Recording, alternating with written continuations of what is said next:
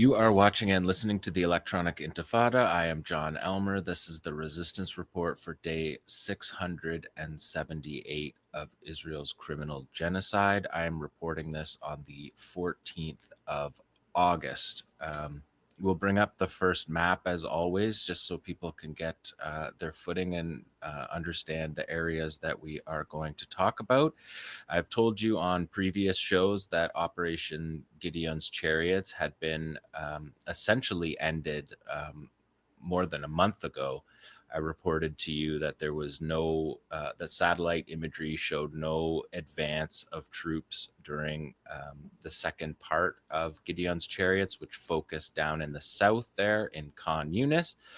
80%, upwards of 80% of all structures in Gaza have been destroyed. Gideon's Chariots operation was expressly an operation targeting buildings and not the resistance, but the resistance mounted more than 200 operations, qualitative operations, against the Israeli military in Khan Yunis alone. That is the second battle of Khan Yunis. And of course, as I've told you, June and then July was even more costly for the Israelis. Those are the two deadliest months in the past year of this battle.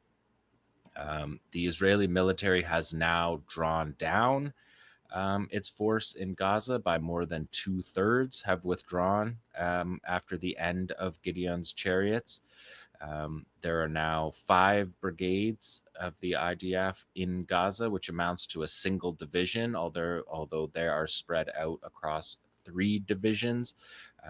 They just began a new operation in Zaytun in southeastern Gaza City that you can see up there on the top of the map. One of the areas that right around Gaza that you see, that's Gaza City.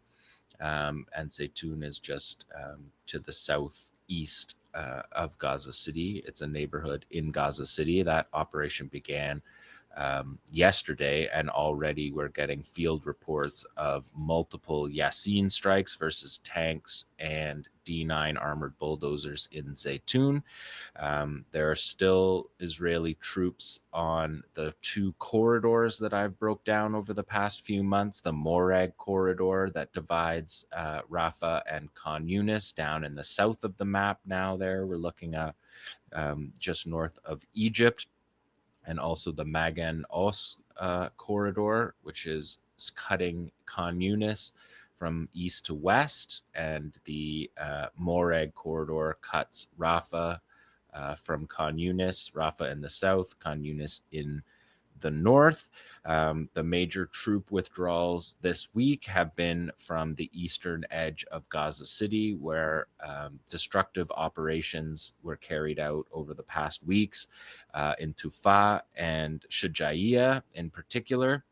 And this week, at the end of last week, just after we went off air last week, the Israeli Security Cabinet met in a 10-hour meeting to discuss next steps. During that meeting, that meeting was preceded by Benjamin Netanyahu, the Israeli prime minister, doing a media blitz in the United States, because that is the most important audience for the Israelis, because that is the country that is protecting Israel, supplying it with its weapons, and giving it its free hand to carry out this genocide, as we all know. But that media blitz by Netanyahu was saying that they were going to occupy Gaza, that they were going to attack Gaza City, western Gaza City, the Shati refugee camp, areas that they have not been, the Israeli military has not been in since late 2023, when, of course, they said they had operational control over that area. Israel started saying they had operational control over areas in the north of Gaza within 2 weeks of the ground war. These have been absurd statements that are always rebuked by the resistance at every turn, because each of these battles now in Zaytun, this is the 7th battle of Zaytun that is going on beginning today. But the 10-hour security cabinet meeting, the IDF chief of staff presented at that meeting. He and his forces are against the occupation of Gaza City. they're not interested in the fighting. They're exhausted. Their troops are exhausted. They have had 20,000 troops taken off the battlefield. That's more than 2 full divisions taken off the battlefield through injuries. And the Security Cabinet meeting ended up being an argument between the IDF chief and the political and Netanyahu's extreme right-wing government. IDF Chief of Staff 𝐓𝐡𝐞 𝐄𝐥𝐞𝐜 was pushed back apparently hard against the operation. And it's, again, like I said before, it's the exhaustion of the troops and their gear. It has nothing to do with the massacres of civilians or these aid trap massacres. But earlier this month, 19 ex-IDF chiefs of military intelligence, Amman, Shabak, the internal security, and Mossad external security chiefs, 19 of those chiefs made a video directed at Trump, where they spoke English in the video, and a couple salient points from that video of those ex-chiefs, a number of them ex-IDF chief of staffs. They said, "We are on the precipice of defeat. We are now mostly offsetting losses to the resistance," is the implication. And of course, offsetting the losses is what they're doing with the demolitions. So the plan to invade Gaza City is going to be slow walked while they give troops a break. And in this interim period, some talk about the operation launching on October 7th. This is the kind of psychological approach the Israelis are taking to this kind of battle, drawing it to October 7th. And so we may have here a number of weeks of aid massacres from the air, but limited military maneuvers on the ground. During that 10-hour Security Cabinet meeting, Netanyahu told the IDF chief that his methods had failed to achieve the goals. Everybody is very consistent in Israel, in the security establishment, in the political establishment, and across Israel, that the operation has been a failure, a genocide, but a military failure. Senior IDF officials sharply criticized the Security Cabinet meeting to Channel 13, saying that the military is sinking into the sands of Gaza, something that the Qassam brigades and the resistance has promised since the first day of this operation. But there was an article in 𝐓𝐡𝐞 𝐄𝐥𝐞𝐜 this week that caught my attention, that had the main source of it was Michael Milstein, who is the former head of Israeli military intelligence and the Palestine file. And that article in 𝐓𝐡𝐞 𝐄𝐥𝐞𝐜 said, nearly 2 years after Israel launched a war aimed at dismantling Hamas following the October 7th attacks, the movement remains the dominant force in Gaza. Despite the devastation of infrastructure, the assassination of top leaders, and a crippling blockade, Hamas continues to govern, fight, and even pay salaries. The endurance, that 𝐓𝐡𝐞 𝐄𝐥𝐞𝐜 said, is not a coincidence. It's the result of an organization that has embedded itself deeply within the fabric of Gaza's society, adapted militarily, and evolved its financial tactics to survive one of the most intense conflicts in the region's modern history, and one of the most brutal live stream genocides that any of us have witnessed in our lifetimes, for sure. That's my point. That was not in the 𝐓𝐡𝐞 𝐄𝐥𝐞𝐜 article, but that is just to give you a sense of where we are right now. Major drawdown by the Israeli military in Gaza, which will not affect the number of massacres, because those are done through airstrikes and artillery that Nora reported on so well at the beginning of this show. That won't change, nor will the massacre at aid sites change, which are, as Nora pointed out, more than 35 a day.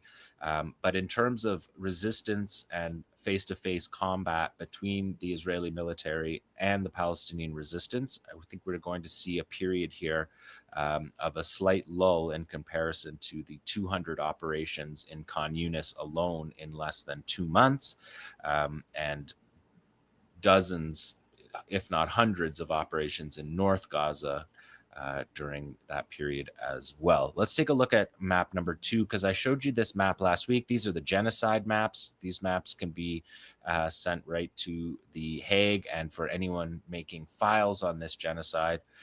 This map was updated this week. This is the United Nations Food and Agriculture Association map, and you can see damaged. It's showing you damaged and damaged crop sites, areas to grow agriculture that have been intentionally destroyed by the Israelis during this battle.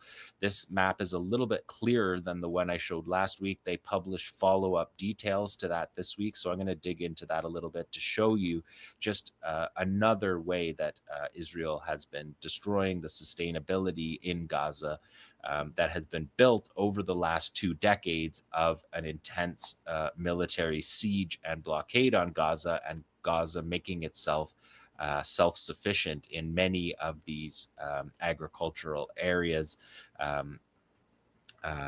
And that's what you're seeing on this map. I'm going to show you the 2 next slides, show you the exact breakdown. It's really remarkable. Total damage to cropland as of the end of July in hectares. Northern Gaza, 93.7% of North Gaza has been destroyed.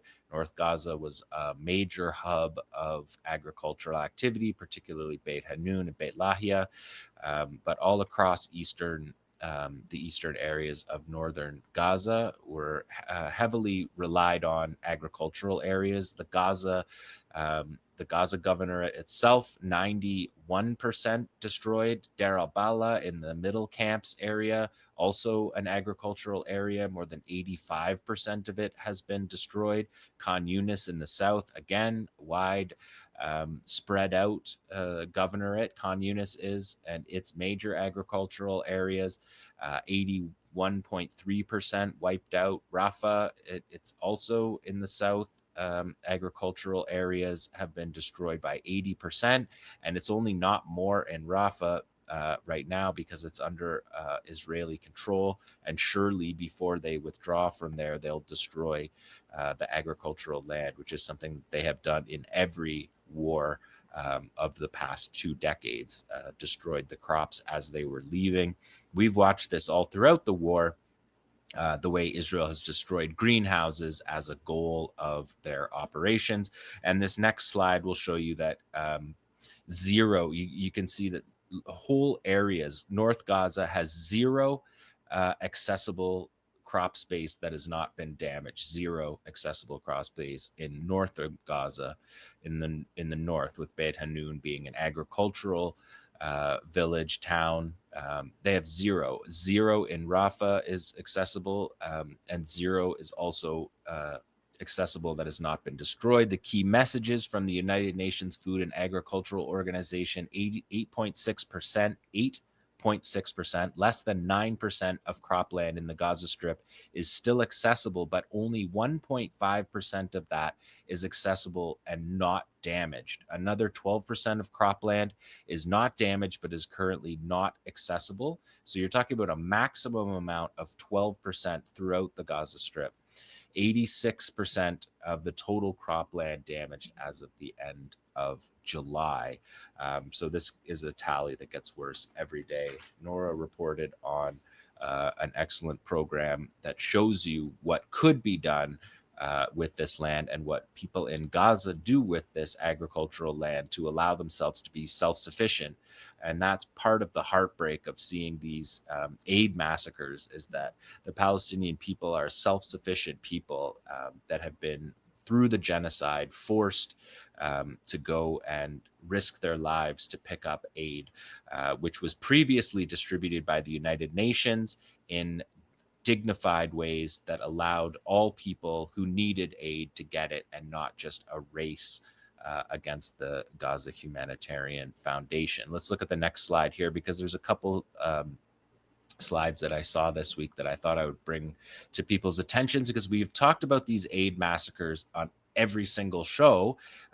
Every single day in the news, you're getting 35 plus people killed, hundreds wounded because they're just spraying ammunition. But we haven't really shown the mechanism for how that works. And if you're looking at this map here, if you look down on the left side of the map in Rafah there, all the gray area is the evacuation zone. So all of Rafah is under evacuation orders. You can see on the coast, up at the coastline, there's a distribution site number 1. Then you can see beside it distribution site number 2, and distribution site number 3 is on the Morag corridor in Rafah. On the border with Khan Yunis. But you can see that the sites, all 3 of those sites, are in the shoot to kill zones. They're in the no-go evacuation zones that are free fire zones for the Israelis. Those red dots there are showing you where the checkpoint is that the Israelis ask people to come to gather at. It's the mustering point.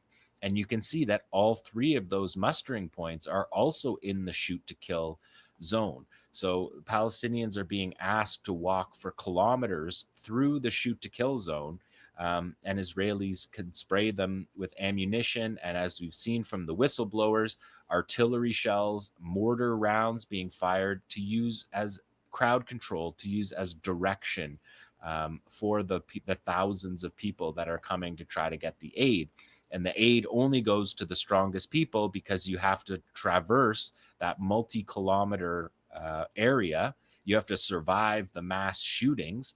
And then you have to get all the way back through the closed zone to get back to your family in the Mawasi camp, which is what you see along the border with the Mediterranean Sea. The white area in this map at the top of the map is the Mediterranean Sea. So that's Mawasi on the sand dunes there.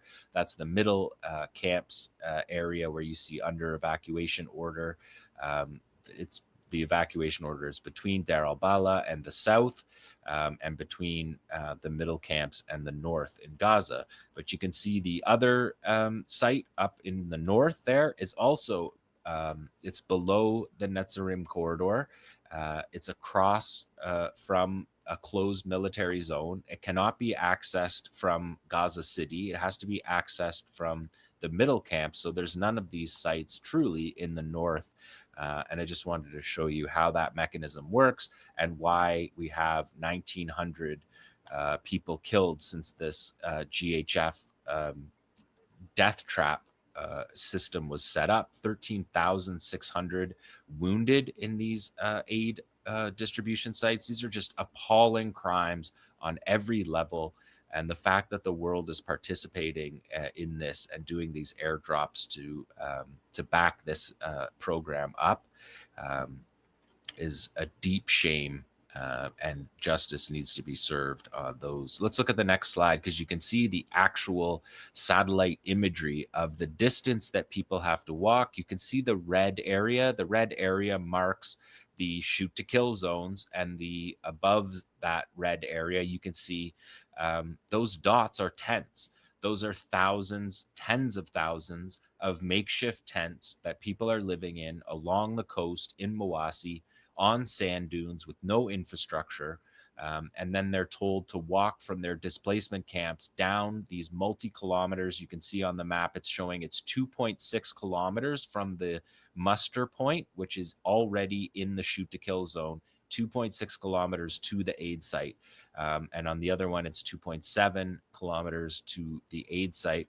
And you can also see with this satellite imagery, this is from The Economist, you can see why people are being shot where they're in their tents, because the Israelis are spraying ammunition along this area, and it's right bordering against people in their tents. And the tents obviously have no way of stopping incoming rounds or shrapnel.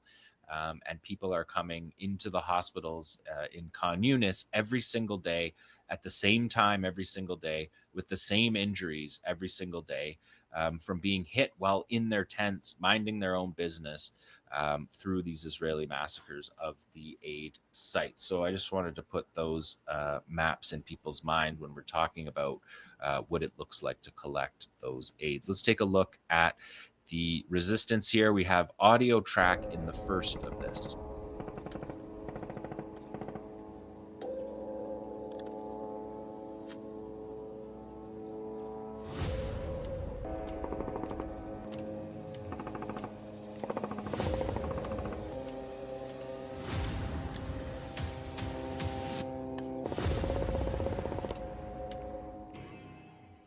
So I wanted to leave that audio track in there just so you could see what is going on when these fighters in the artillery unit here and the rocket unit are setting up their rocket launches. This is 𝐄𝐥𝐿 𝐄𝐿. This is an operation from this week, and this is the kind of operations we're going to see for the next few weeks. I'm predicting because the Israelis just aren't in areas to fight. They have withdrawn into defensive positions in all of their spots.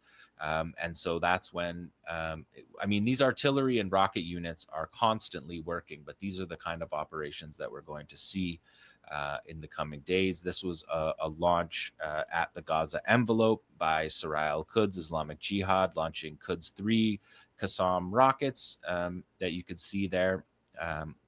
The artilleryman in this operation, he says, "Oh, cowardly Zionists, we are in the rocket units, have shelled you before the operation you called Gideon's chariots, and we shelled you during the operation you called Gideon's chariots, in the heart of the infiltration axes, and now we are shelling you after the end of Operation Gideon's chariots."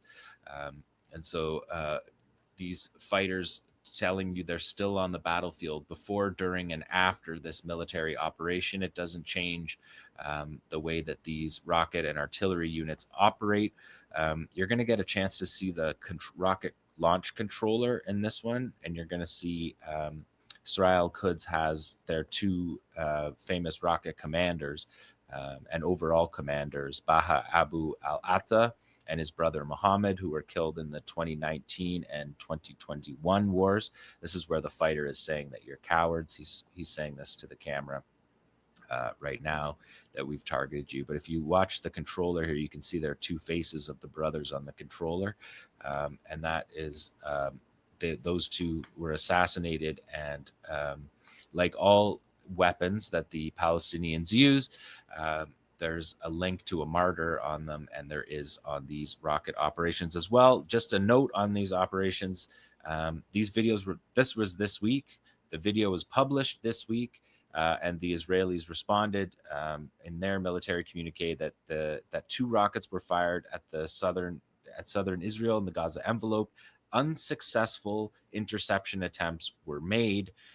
So they failed. Iron Dome failed to hit these, to knock down these rockets. These successfully landed in the Gaza envelope, continuing to target the Gaza envelope 678 days into the war. And then Israel bragged that an Israeli fighter jet bombed they call it Hamas. They call everybody Hamas.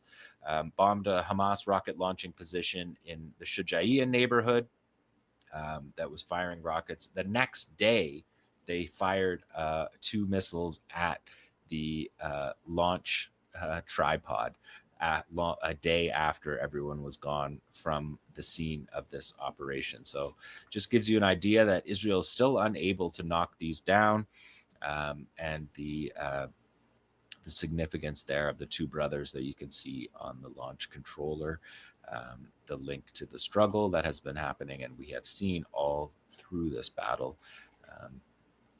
So that is, and then the next one, we have another rocket operation here. This is showing you rockets getting set up to be launched. This is an attack on Nahal Oz. Nahal Oz was the key Israeli military base that was overrun on October the 7th, overrun in minutes, that collapsed the Gaza division on October 7th. And you can see the launch of those two rockets as well. The Israelis didn't talk about failed interceptions on this one. They pretended these didn't exist. They did not say they knocked them down, but this was also this week as well. And you can see there, maybe go to the next slide. You can see it even better on the next slide. There you see it. On their rocket, it says 2025 made in Palestine. So here we have Islamic Jihad 𝐓𝐿 𝐄𝐿's artillery and rocket unit showing us in that brief moment that they always do. They didn't linger on it. I just did a freeze frame here to show you that they want you to see that this rocket was built in 2025. These are an ongoing construction. The military manufacturing is ongoing. And I think we will probably see that if the invasion of Gaza City happens as well. We will see that. We have seen it all throughout the war, I think, that they've been able to manufacture during the war. Also, just a note about the Third Battle of Tufah. A field commander in 𝐓𝐴 𝐄𝐿 said that after the partial withdrawal of the enemy from the areas east of Gaza City in recent days, and after reaching pre-prepared combat zones rigged with 𝐓𝐴 and other anti-armor landmines, 𝐓𝐴s are the EFP of the 𝐓𝐴 𝐄𝐿s. It's like their Shawad. As well as reverse-engineered return to sender explosives from enemy remnants. They were able to, this commander says, able to target 52 IDF vehicles with Yasin strikes and IEDs and return to sender operations over the 2.5 months of the operation in eastern Gaza City. That is Shujaiya, Tufah, and Zaytun. The next slide shows you, I made a little compilation of these because I don't show you these week in and week out because there's so many videos to show, and the artillery guys here, the mortar units, you don't see much. And so I usually leave them out. But just to say, and I've said it before, they always get short shrift. But there's 10 of these videos a week from all factions. These are 𝐓𝐡𝐞 that you're watching here, but all factions, PFLP's Abu Ali Mustafa Brigade, the DFLP's National Resistance Brigades, the Popular Resistance Committee's Nasser Salahuddin Brigades, the Al-Amudi Brigade of the Al-Aqsa Martyrs Brigades, and of course the heavy lifting is done by the 𝐓𝐡𝐞 Brigades and Saraya al-Quds. These are 60, 80, and 120 millimeter mortar shells, mortar bombs that are fired, that are built in Gaza as well. That you're watching here, and all factions released these videos. There was a PFLP operation with Saraya al-Quds. There was a Popular Resistance Committee's our mortar video with the Al-Amudi brigades. So we see these constantly, and you just saw there that that was a Saraya and 𝐓𝐡𝐞 joint operation. And just this past week alone in Khan Yunis, there was 12 artillery operations. That's operations, not amount of ammo fired, because you can see here they're going to fire half a dozen per mortar launch. In eastern Gaza City, there was 14 artillery operations. Also this week, the 𝐓𝐡𝐞 brigades 2 days ago, they hit 2 Merkava tanks and 2 bulldozers with Yasin 105 shells in the Khan Yunis area, an Al Ghul sniper operation in Tufah in Gaza City, seriously wounded a soldier from the 401st Armored Brigade, which the IDF confirmed that wounding. And I said today there was 2 Yasin strikes in Zaytun, a Yasin strike versus a tank and a Yasin strike versus a D9. So these artillerymen and rocket units are hard at work. They just don't always get on the show because there's so many other operations. I'm just going to take a quick look at Yemen, just give you the map here, and you can see that's a country 2,000 kilometers away from Palestine, can impact it greatly. And you can see many countries in between Yemen and Gaza that are not doing what Yemen is doing in support of the Palestinians. The Yemeni armed forces fired a ballistic missile, the Palestine 2 ballistic missile with more than a 2,000 kilometer range. They targeted Ben Gurion Airport overnight. If we take a look at the next slide, you can see the way that that they have been showing us their work, their information operations. Abdul Malik al-Houthi here saying there was 14 operations carried out last week. This is last week, including missiles and drones. This takes the tally since the beginning of the war to 1,700 plus missiles, drones, and unmanned boats, unmanned drone boats that they use, surface vessel, robot surface vessel boats that they have used. You can see the 2 there. That's the Yafa drone on the bottom right, and it's overlaid on top of the Palestine 2 ballistic missile with the very notable 𝐓𝐡𝐞 𝐄𝐥𝐿 on that missile, and we've seen that missile strike within feet of the airport. The airport lounge at Ben Gurion Airport. Abdel Malik al-Houthi said that he said that the support operations from the Yemeni forces this week were carried out. He's talking about last week with 14 missiles and drones, including targeting Ben Gurion Airport, as well as Jaffa, Haifa, Ascalon, and of course, the Red Sea blockade continues. The naval blockade continues, is successful, effective, and impactful, he said. And the port of Rash, which the enemy calls Eilat, remains closed. And that is still the case today. There was 10 Yemeni operations in the last week. If we look at the next slide, you can see how they do their information operations. Yahya Sari, the spokesperson, comes out and he gives an address every single time they carry out an operation. Yahya Sari comes out and gives an address, but they also put out these info cards that tell you what happened. So in this one, they're talking about Tuesday's operation. It says the Air Force of the Yemeni Armed Forces carried out 4 military operations using 6 drones targeting vital Zionist enemy sites in the areas of Haifa, the Negev, Eilat, Beersheba, and Ben Gurion Airport. The continued execution by the Zionist enemy of its plans to liquidate the Palestinian cause through genocide, starvation, and displacement will have dangerous repercussions for all Arab and Islamic countries and peoples. The liquidation of the Palestinian cause will be a prelude to the enemy's violation of other peoples and countries unless these countries move to support the steadfast resistance in Gaza, which is the first line of defense for the entire Islamic nation. That's what Yahya Sari said. And if we look at the next slide, you can see this is an edited video that I put together of these weekly demonstrations in Sabain Square and Sana'a. These million person marches that happen every single week. Abdel Malik al-Houthi gives a speech every single Thursday. And at the end of his speech, he calls on people to go to these demonstrations.